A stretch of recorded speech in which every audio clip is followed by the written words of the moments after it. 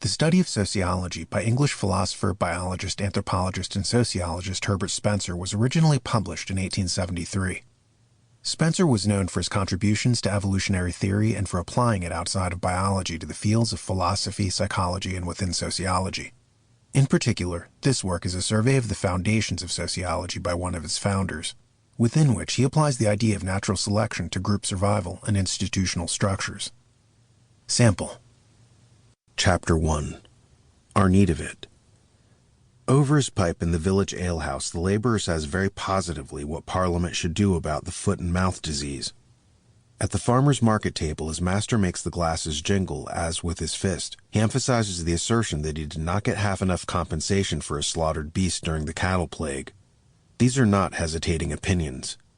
On a matter affecting the agricultural interest, statements are still as dogmatic as they were during the anti-corn law agitation, when in every rural circle you heard that the nation would be ruined if the lightly taxed foreigner was allowed to compete in our markets with the heavily taxed Englishman, a proposition held to be so self-evident that dissent from it implied either stupidity or knavery.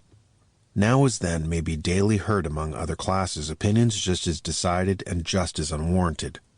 By men called educated, the old plea for extravagant expenditure that it is good for trade is still continually urged with full belief in its sufficiency.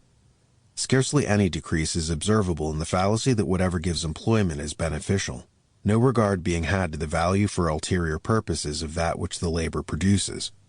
No question being asked what would have resulted had the capital which paid for the labor taken for some other channel and paid for some other labor. Neither criticism nor explanation appreciably modifies these beliefs. When there is again an opening for them, they are expressed with undiminished confidence. Along with delusions of this kind go whole families of others. People who think that the relations between expenditure and production are so simple naturally assume simplicity in other relations among social phenomena. Is there distress somewhere? They suppose nothing more is required than to subscribe money for relieving it.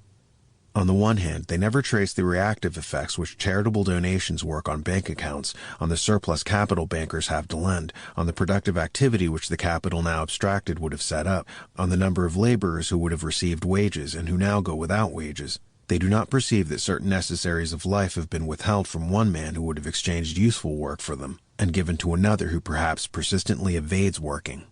Nor on the other hand do they look beyond the immediate mitigation of misery. They deliberately shut their eyes to the fact that as fast as they increase the provision for those who live without labor, so fast do they increase the number of those who live without labor, and that with an ever-increasing distribution of alms, there comes an ever-increasing outcry for more alms. Similarly, throughout all their political thinking, proximate causes and proximate results are alone contemplated.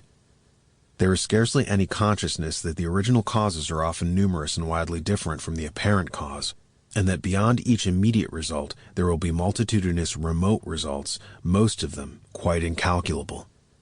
Minds in which the conceptions of social actions are thus rudimentary are also minds ready to harbor wild hopes of benefits to be achieved by administrative agencies. In each such mind there seems to be an unexpressed postulate that every evil in a society admits of cure, and that every cure lies within the reach of law. Why is there not a better inspection of the mercantile marine? Asked a correspondent of the Times the other day, apparently forgetting that within the preceding 12 months the power he invoked had lost 2 of its own vessels and barely saved a third. Ugly buildings are eyesores and should not be allowed, urges one who is anxious for aesthetic culture.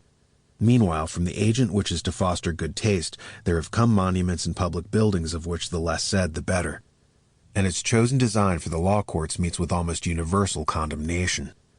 Why did those in authority allow such defective sanitary arrangements, was everywhere asked, after the fever of Lord Londesborough. And this question you heard repeated, regardless of the fact that sanitary arrangements having such results in this and other cases were themselves the outcome of appointed sanitary administrations, regardless of the fact that the authorized system had itself been the means of introducing foul gases into houses. The state should purchase the railways as confidently asserted by those who every morning read of chaos at the Admiralty, or cross purposes in the dockyards, or wretched army organization, or diplomatic bungling that endangers peace, or frustration of justice by technicalities and costs and delays, all without having their confidence in officialdom shaken.